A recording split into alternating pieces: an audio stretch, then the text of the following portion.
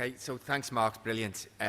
It's my great pleasure to introduce our next keynote, and I had loads of things that I wanted to say, congratulatory things and everything, but we are pressed for time, so I'm going to cut it short and say that I think that Dan Warrender is, exemplifies the sort of radical professional identity and sort of, this mixture of criticality and, for want of a better word, activism.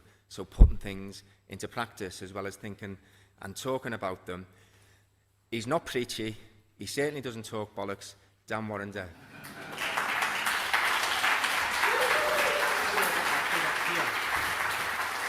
It's my, this is when I see how prepared this all is. Like, where's my PowerPoint? Is it up here? Will I put it in? No. Where did I come out here? Maybe I should have been here and been prepared. There we go. And it's a really good start, isn't it? This is kind of exactly what I was going for. How do I full screen this? Help, Mick. How do I get that full screen? Oh, wait a second. So, no. It's not coming up here, though. That's the thing. Ah, okay. Yeah, it's on manning it out. Okay. Thank you. Yeah, so but it's not up there, and I can't get full screen, so I think it's a PDF, so I should just be able to. I've got it on a PowerPoint as well, if it's easier. Oh, excellent. Thank you so much.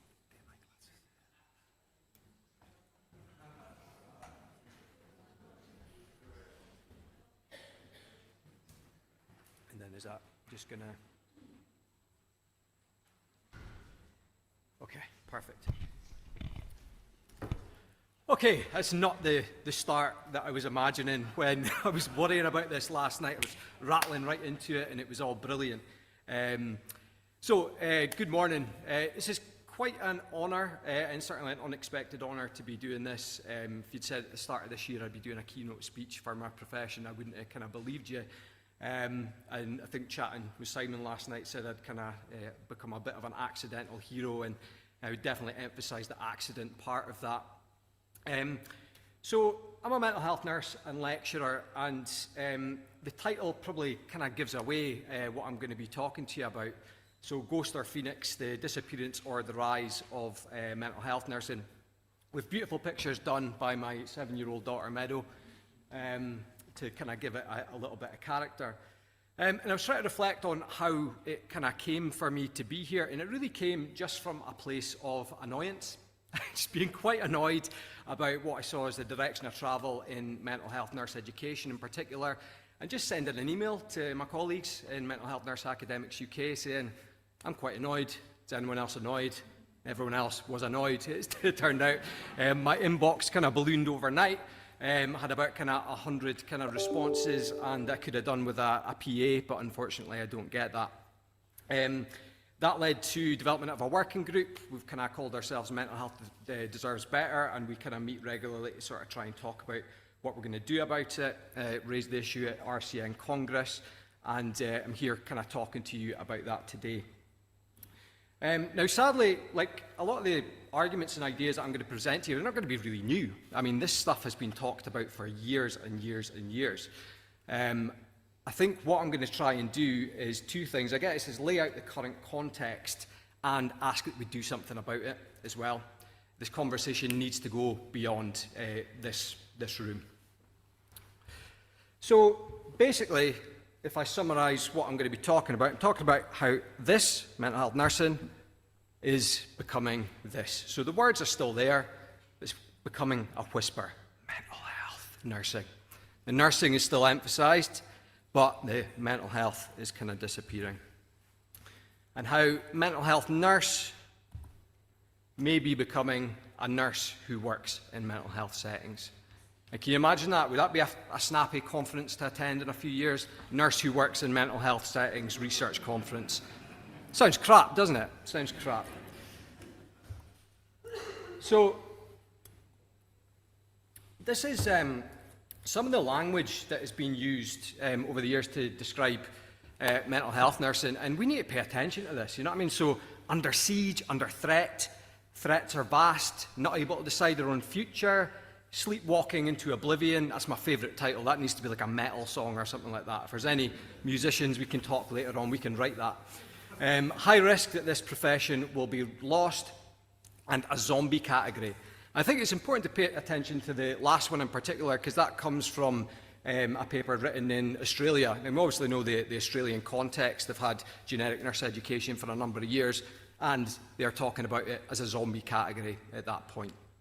Now, I know there's loads of threats to the profession, and it's not all about nurse education, but I think without that solid foundation, you know what I mean? What if we don't protect the foundation, everything else will fall, just like dominoes, it'll fall. Right, make sure I'm not forgetting to say anything. No, good. This is kind of one of them things when I'm really passionate and I just want to talk to you, but I've got so much points that I want to make, and I don't want to miss anything as well. Now, our identity is incredibly complex. I'm plugging this paper here. Chris, Emma, guys, you're up there. I was going to see where you were. It's a fantastic paper, and Chris and Emma are doing a presentation this afternoon as well, which I'm going to try and get to. So I would really encourage everyone to read this just to get much more of an appreciation of the depth of this issue. But our identity is kind of hard to define because we work across such a variety of contexts. You know what I mean? Nursing in the community, nursing in an inpatient environment, nursing in a prison. There's a bit about the environment that dictates our role, so it can be quite hard to pin down what's the essence of what a mental health nurse does. Now, we've got an unclear role sometimes in between all these other professions, you know what I mean? Psychiatry, psychology, the rise of allied health professions, which it sometimes seems are just gradually taking the best bits of our job. And it feels like we often exist as kind of sidekicks, you know what I mean? I think we're certainly in a position, often closest to the patients that we work with, where we should have a lot of autonomy, but we don't always have the autonomy that we should have. And it feels to me sometimes that mental health nursing is almost like this jelly. You just spread it about to fill in the gaps, you know what I mean, without it getting a chance to really take charge of what we should be doing. Then on top of that, we're confined within nursing itself. I think the idea of what it means to be a nurse has become that of the general adult nurse, and what it means to be a mental health nurse is taking a back seat to that. Now, I think that a degree of flexibility in our role is always going to be useful because there's no clear answers in mental health. So there's a bit about our role should be, I am what you need. That should be the kind of focus. But the problem is, if we don't really clearly assert who we are and what we're about, other people are going to do that. And I think we've seen that through the NMC's Future Nurse Standards and the implementation of some pre-registration educations. And asserting who we are, that needs to focus on reminding everyone who we're caring for. It needs to come from that place of advocacy for the people that we're caring about.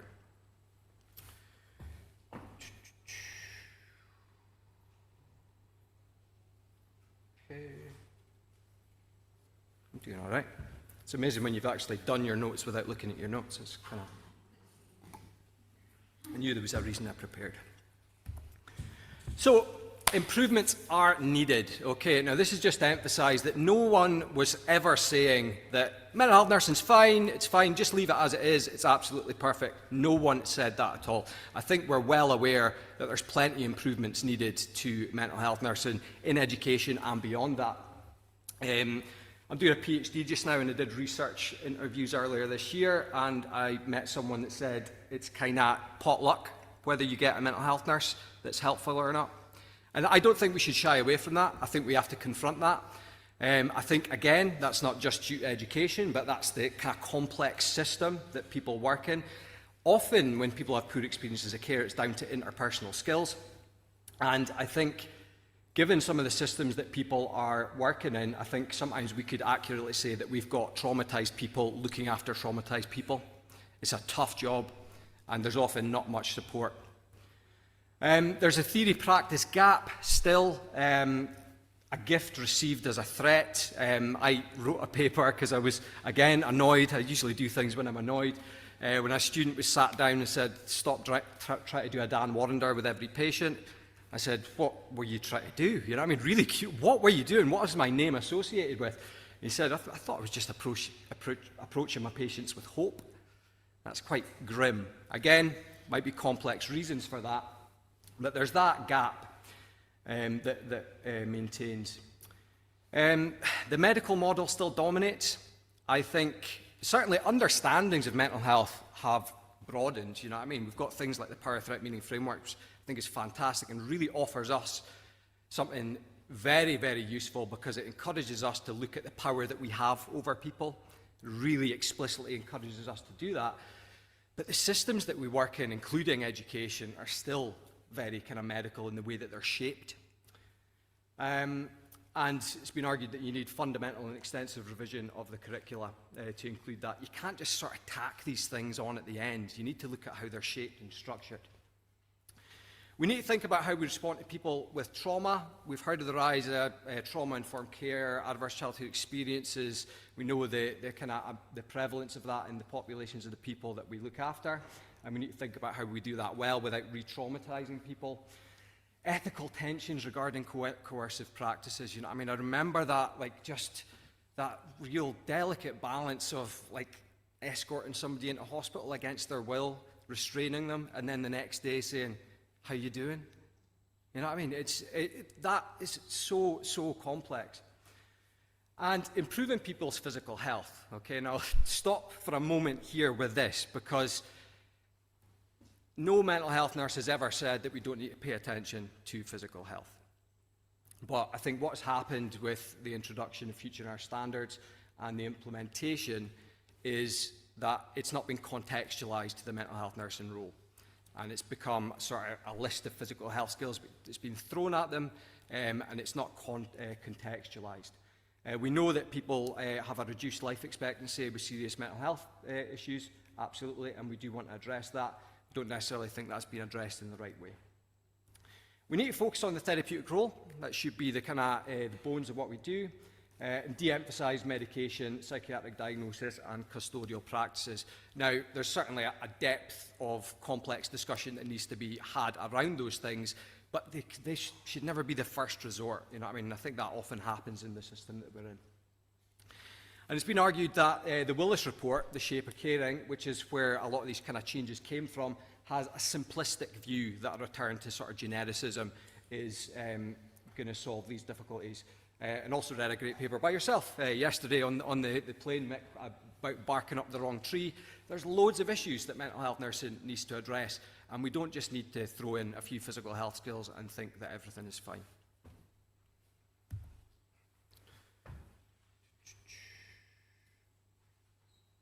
Yeah.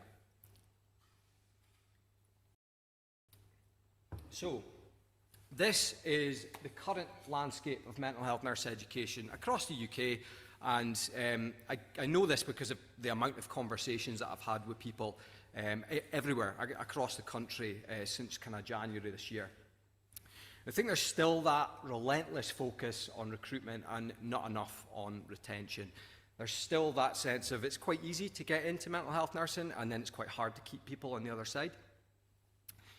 There's this complex kind of interaction that happens when education's being shaped, in that the NMC set future nurse standards, but then they're interpreted and implemented by HEIs, by universities, and then the NMC approves these courses as well. I think we need to look at what's happening at each stage of this kind of complex interaction, and certainly from my perspective and the perspective of many of you there that I know have spoken to me about it, something has went badly wrong with this. Adult nursing dominates the profession through numbers, and the voice of mental health nursing is not always heard. Now, I don't want to turn this into a kind of us or them, and I don't think it's a kind of adult nursing saying, shut up, mental health nursing. I think it's maybe a bit of a lack of sort of self-awareness. You just don't see it. There's an element of being in a privileged position because it does dominate just through sheer numbers, and there's not a sense of really understanding what we do. There's been a weakening of many mental health curricula with... oh, no, I've missed a point there, haven't I? Yes, I have. So there's wide variation in the amount of field-specific content students receive across the UK. And I find that interesting. So people are coming out with the same degree, mental health nurse, but then some are going through their whole programmes. Some have got all field-specific modules throughout, and some have got all generic modules throughout. And it seems that most have taken the sort of two-year generic and then 1 year kind of mental health at the end kind of type thing. But you've got students qualifying as mental health nurses that are receiving very, very different educations, different depth of mental health nurse education. So there's this weakening of many curricula with generic course content and practice assessment document shaped to suit adult nursing. Yep. Growing dissatisfaction with mental health nurses and what is perceived to be a dilution of mental health nursing as a distinct specialty. So that's from the abstract to the kind of Congress debate. And a question that I will pose to you, now they say that when you want to be controversial, phrase it as a question. If so many mental health nurse academics, students, mental health nurses across the UK are not satisfied with mental health nurse education, can the NMC's approval process be considered a mark of quality for a mental health nursing course? That's a question. You can play with that. And the post-registration stuff, so post-registration education is absolutely important, and I think we do need to focus on that. But it has to be on top of a solid pre-registration course, because if it's not, what happens? People go through the course, and then they have to wait for postgraduate stuff to learn the basics. Who cares for the people with mental health problems while we're waiting for people to be able to do kind of master's level, postgraduate level stuff? How easy is it to kind of get away from clinical practice to do postgraduate stuff? You know what I mean? We need to ask these really difficult questions. Okay. You still with me? Has anyone got pitchforks or anything on the go yet? Okay. So, are we ghosts? Are we becoming ghosts? Taking it back to the theme. So, the words are still there, mental health nursing. You're still getting people qualifying as mental health nurses. But it seems that we've got this vague, shadowy, evanescent form. There's a mere shadow or semblance. There's a trace. You know what I mean? It's still there. It's just not the depth that it should be.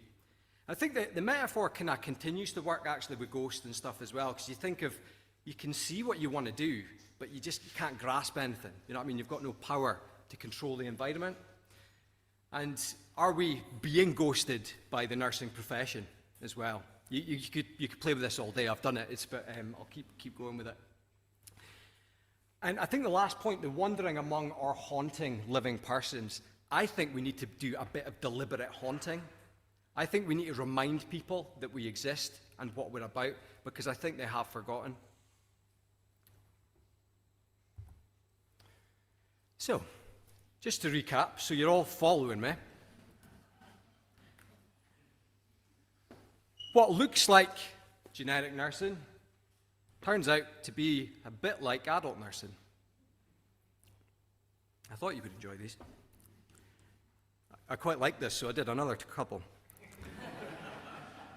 What looks like practice assessment document actually looks a bit like a physical health skill tick box. Doesn't necessarily seem to be assessing the role and the skills required of a mental health nurse. And last one, although I'll show you where you can get it online, just a meme generator. You could do this all day. And this is the point. You know, I mean, what looks like a mental health nursing course turns out to be, well, that's just an adult nursing course with a little bit of mental health in it. And that's not good enough. That's not good enough for you, it's not good enough for me, it's not good enough for the population. So the impact of some of this stuff.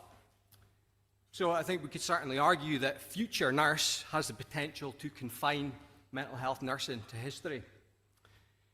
Moral injury for academics who might move post for stronger mental health nurse courses or leave nurse education. I've heard that from people across the UK, said, not doing this anymore, don't believe it, I'm going to go and do something else, I'm going to retire now. You lose valuable expertise from the profession.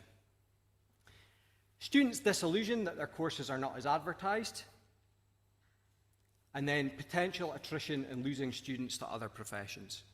Now, students don't owe us anything when they come onto the course, and if they're not interested in what they're going to do, then that has huge impacts for our workforce and has huge impacts for retention as well. Stress students feel in their practice assessment documents has them chasing skills, and they have to chase skills because they're assessed on skills that are not done day to day in mental health environments. So they have to hunt these skills instead of being immersed in their placements and really focusing on relationships and what the job is about. They're looking for where can they tick this thing off. That's not what placement learning should be about. And the PAD doesn't value the skills they associate with a mental health nurse. It's a nice quote from a group of students. It says, feels like there's a mismatch between our assessment and the service that we're being prepared to work within. So mental health nurses are potentially not feeling adequately prepared for the job that they're going to do. And that obviously has huge impacts for retention as well. If you end up doing a job and you're like, I don't feel like I'm ready for this, I don't feel as well prepared as I could have been, then it's going to be that, that recruitment retention thing where it's filling up the bath, but the plug's not in. They get in quite easily, but then it's very difficult to maintain the workforce as well. People just leave. And then the most important impact is going to be felt by people receiving mental health care. And I keep coming back to that point. It's just a very quick exercise in empathy. What would you want for yourself, for your family, for the person sitting next to you if they need mental health care? Do you want someone that's really focused on mental health, that has really learnt that as a specialty? Or do you want someone that's kind of done this quite generic program with a wee sup of mental health kind of thrown in at the end?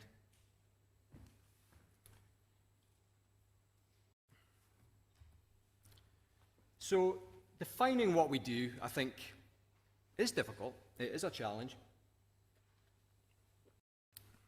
There's absolutely seminal differences between what we do and the other fields of nursing.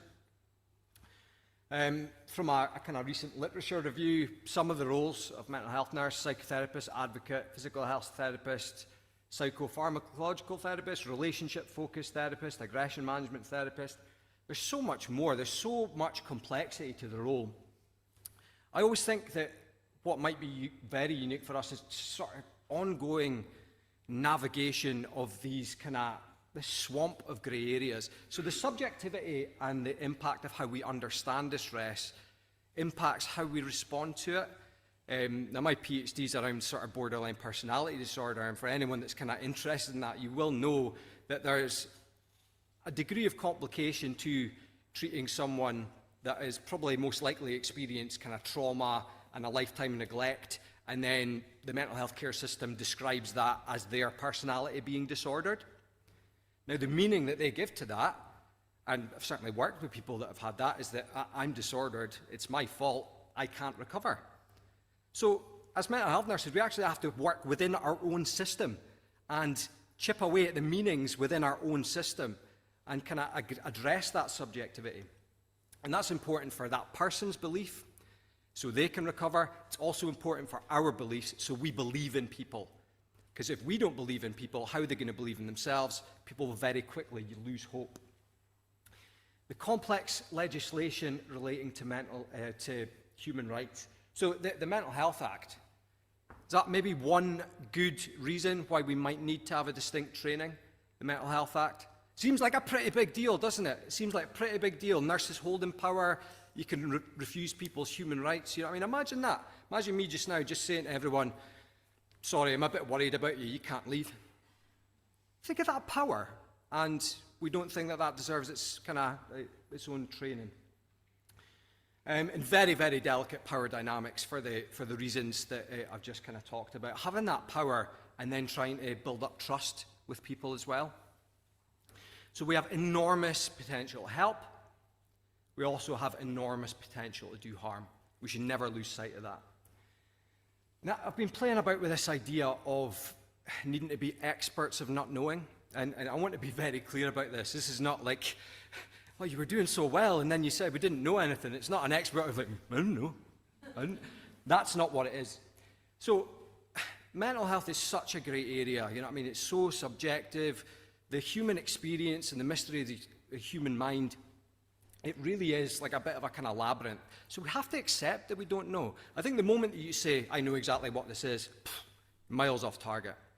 But I think if we are able to be experts in not knowing, to not know expertly, then we're more likely to value that person's perspective and their own experience.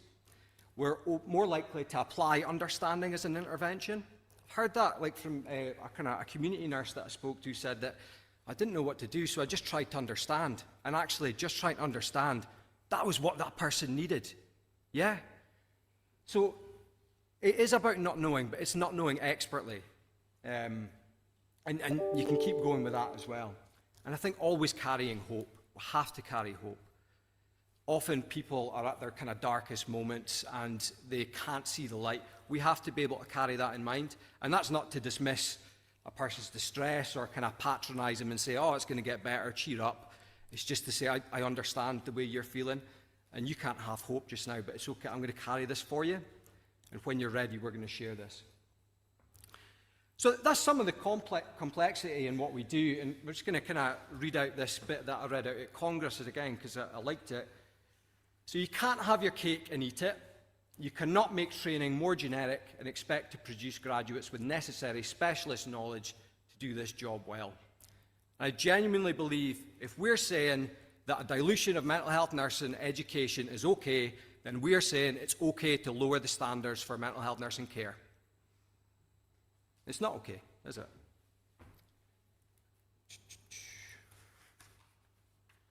Makes now dry your mouth to get us up here.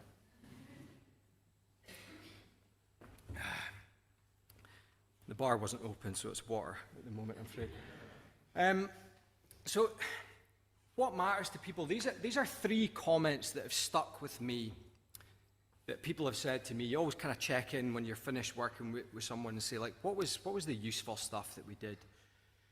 And you get this stuff like, I always felt like you cared. I really appreciated that you shared some of yourself. I felt like I was talking to you, not the NHS. It's my new favourite, you know what I mean? I love that because there's something about how can you be human in a system that often doesn't want to make you a human, you know what I mean? It likes policies, procedures, rules, that kind of stuff. And I think that's a problem for us, is that when this is done well and when people really value it, it looks easy. It looks like hardly anything's occurred at all. But the degree of complexity, of understanding, of relational dynamics that's involved in this is massive. I'm going to share a quick story that I've got a good friend with lived experience that was in hospital earlier this year. Said that she was really upset in a room, and a mental health nurse came into her. Said, "Are you okay?" She said, "No," and the nurse said, "All right," and then walked away. Okay. Now that's not good enough, isn't it? You know, I mean, we need to get to the stage where people are able to be with. But it looks like the current direction of travel is that there might have been an offering of, oh, you're not okay. Can I interest you in a blood transfusion or a catheter, maybe? Yeah?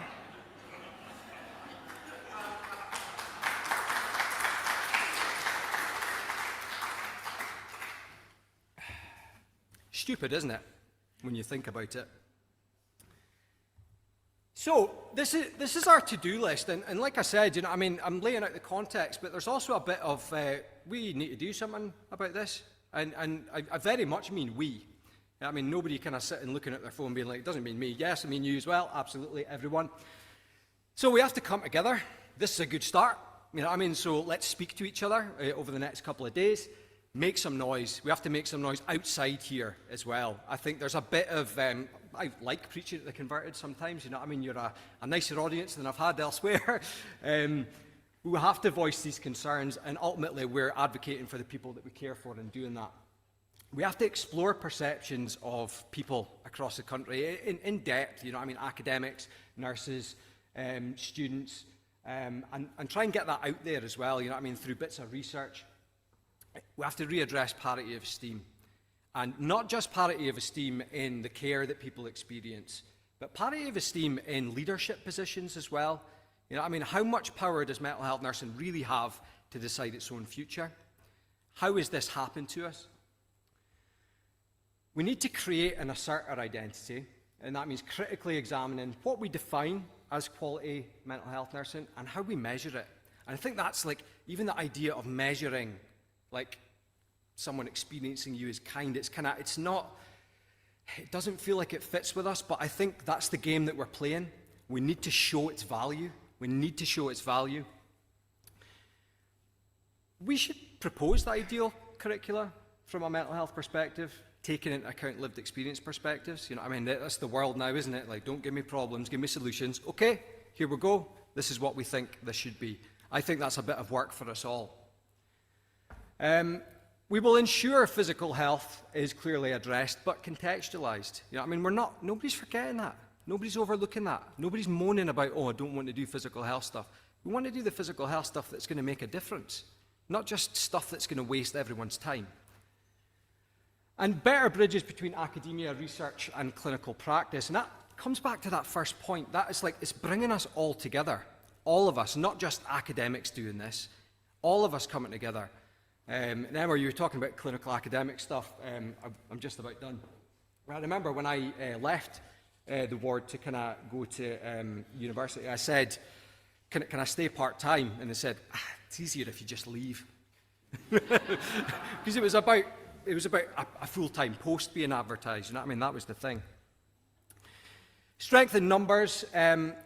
Academic freedom is a bit of a grey area, and if you think about it, when I get up in the morning, I think I work for society. I want to make the world a little bit better place, but I've got an employer. And if you work for a university, essentially these things are set up as businesses that actually compete with each other for students. And they're very interested in their reputation and how things look. That can get in the way of academic freedom. So if we are going to have a voice, we need to be sensible about it. We need to come together and articulate this together. Instead of me saying, you know what I mean, me standing up here, I can just look like, you know what I mean, a disgruntled kind of, you know what I mean, disgruntled man.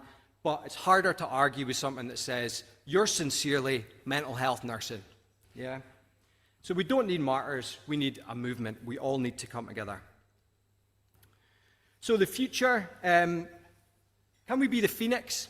So the idea that instead of the ghost, the bird that lives, dies, and rises from the ashes, and I think we are in the ashes, with renewed youth to live through another cycle. But bespoke mental health nurse courses, at the very least, is what we need to advocate for. Co-produced with mental health nurses and people with lived experience, or more radical shifts. You know what I mean? Thinking about the midwifery model, so the same regulator but respected as distinct. You know what I mean? You don't see midwives being called mother and baby nurses. And I don't think they should. And does the future of mental health nursing include the word nursing? Now, I know that people, you know what I mean, people really like that nursing identity, and I do as well. But the most important thing for me is that I'm providing appropriate care for people. And if nursing, the way it's being shaped, isn't letting us do that, then I think we have to consider it. Again, it's an extreme one. We don't want that. And this is why I came into mental health nursing. It was the mental health. That's what I want to do. So this is basically our choice. As individuals, we will become ghosts. As the phoenix, together, we can rise. And, you know, I mean, over the last year, I've met some really amazing people. You know, I mean, and really, my network has just exploded. And I've met some really inspiring, passionate, supportive, excellent examples of mental health nurses. Together, you know, I mean, I don't think there's a limit to what we can genuinely achieve, but we have to have that voice. Last slide, okay. I know you said one, and that was probably 3 or 4. So at this point, again from Congress, it seems contradictory that whilst mental health has never seemed so important to our society, the specialist education in mental health nursing is quietly disappearing. And I made a vow at the start of this year to, you know what, at the very least, I'm not going to be quiet. And I think I've achieved that, but it still doesn't feel like enough. So I think we're under threat. Therefore, the quality of care that people will receive is under threat, and they deserve better. Things need to change, and we can only make this change together. And I've never really been part of a revolution before, but I thought we needed a hashtag, and I've got some badges here as well, so you can help yourself with that. Now, that's me done. Thank you so much for your attention. I enjoyed that more than I thought I would. But please, let's keep this conversation going. Thank you.